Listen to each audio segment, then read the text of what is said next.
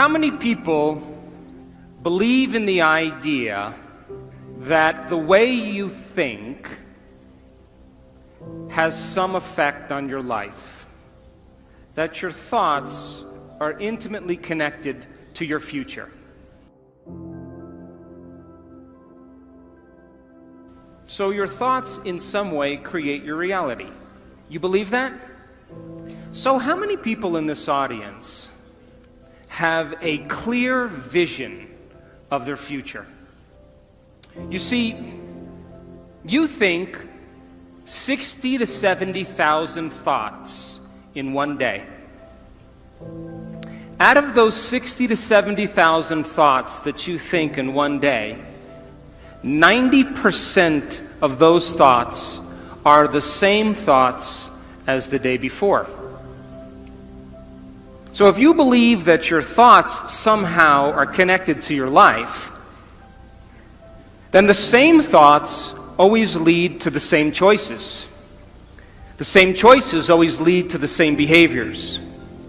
The same behaviors create the same experiences, and the same experiences produce the same emotions. And those very same emotions drive the very same thoughts.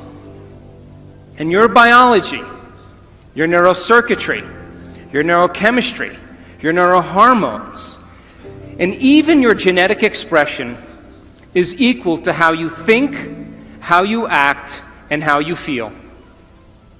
And how you think, how you act, and how you feel is called your personality. And your personality creates your personal reality. That's it.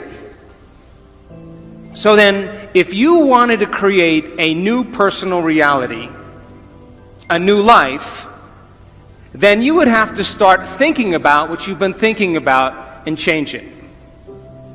You would have to become aware of your unconscious thoughts and observe them. You would have to pay attention to your automatic habits and behaviors and modify them. And you would have to look at the emotions you live by every single day that are connected to your past and decide if those emotions belong in your future. You see, most people try to create a new personal reality as the same personality, and it doesn't work. You literally have to become someone else. So your brain is organized to reflect everything you know in your life. Your brain is a record of the past. It's an artifact of all the things you've learned and experienced to this moment. So if you wake up every morning and get out of bed on the same side, shut the alarm clock off with the same finger, shuffle into the bathroom and use the toilet like you always do, go and get a cup of coffee and drink coffee out of your favorite mug, then get in the shower and wash yourself off in the same routine way, drive to work, get to work, see the same people that push the same emotional buttons, do the same things that you've memorized and do so well, then hurry up and go home, and hurry up and check your emails, and hurry up and check your Facebook, then hurry up and go to bed. Here's my question. Did your brain change at all that day? We could say that you were thinking the same thoughts, performing the same unconscious actions, living by the same emotions, but secretly expecting your life to change. So there's a principle in neuroscience. And the principle says, nerve cells that fire together wire together. So if you're thinking the same thoughts, making the same choices, demonstrating the same behaviors, reproducing the same experiences that stamp the same networks of neurons into the same patterns, and then produce the same emotions, you're going to hardwire your brain into a very finite signature. Because as you fire and wire the same circuits in the same way, those circuits begin to become more connected. And by the time you're 35 years old, this is science now, we become a set of memorized behaviors, unconscious habits, automatic emotional reactions, beliefs and perceptions, and even attitudes that function just like a computer program. And if you do something over and over and over again, the repetition of those actions over time conditions your body to know how to do it better than your mind. And a habit is when your body knows better than your mind, where you've done something so many times that the body now knows how to do it better than the brain. And so 95% of most people's behaviors, attitudes, thoughts, beliefs, emotional reactions are subconscious programs. So why is that important? Because you're here this week to learn new information. And every time you learn something new, you make new connections in your brain. That's what learning is. Learning is forging new synaptic connections.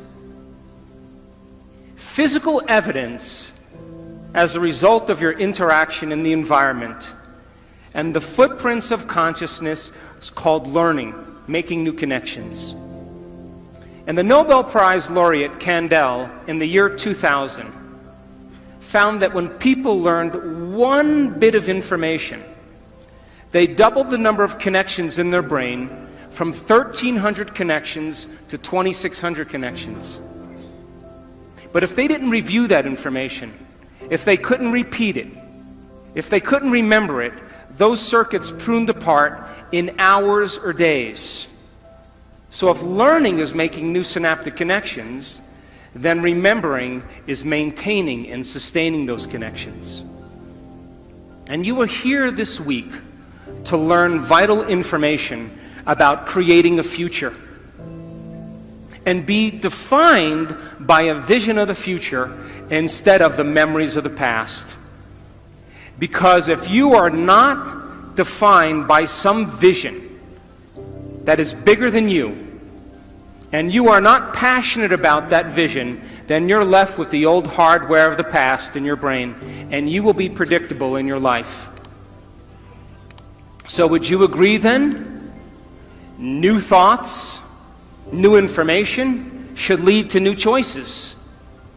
New choices should lead to new behaviors.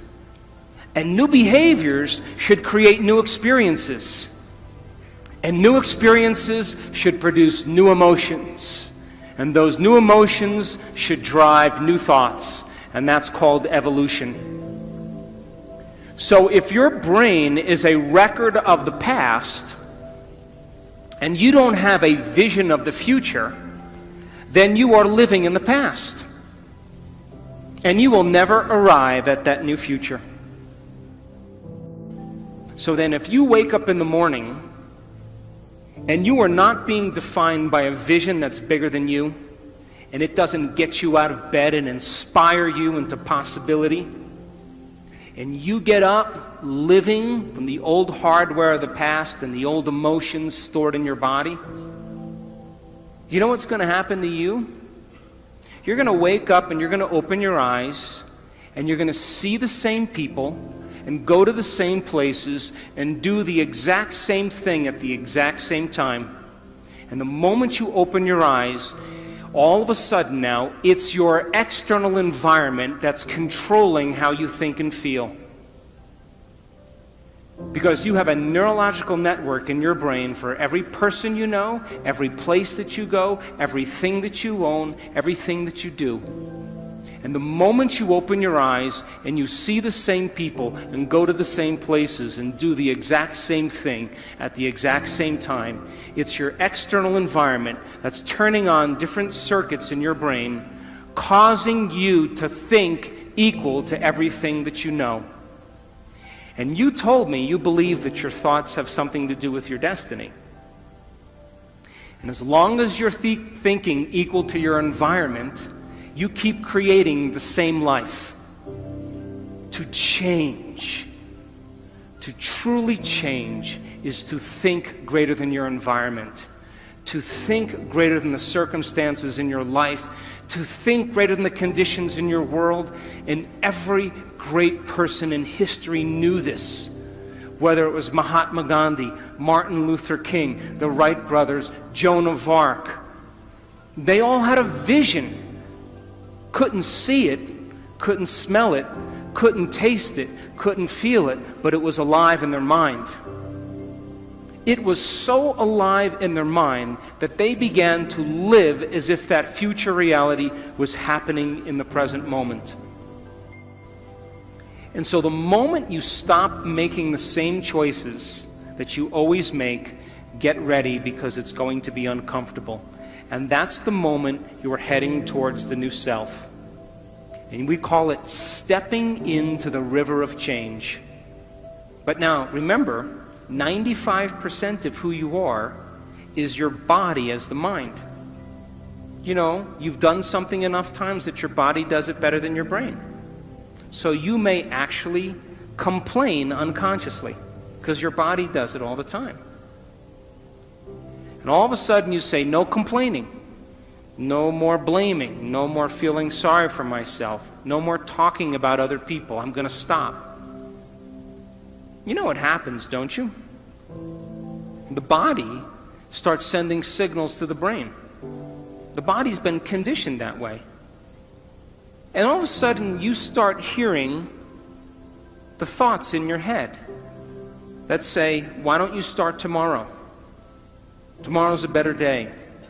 This is too hard for me. I can't change. Something's wrong with me. It's my mother's fault. It's my ex-husband's fault. It's my ex-wife's fault. I'm this way because of this event. Or the most important one, this doesn't feel right. And the moment you respond to that thought as if it's true, that thought leads to the same choice, which leads to the same behavior, that creates the same experience, that produces the same emotion, and the person says, this feels right. That feels familiar. Going from the old self to the new self, stepping into that void, stepping into that uncertainty, is the biological, the neurological, the chemical, the hormonal, genetic death of the old self.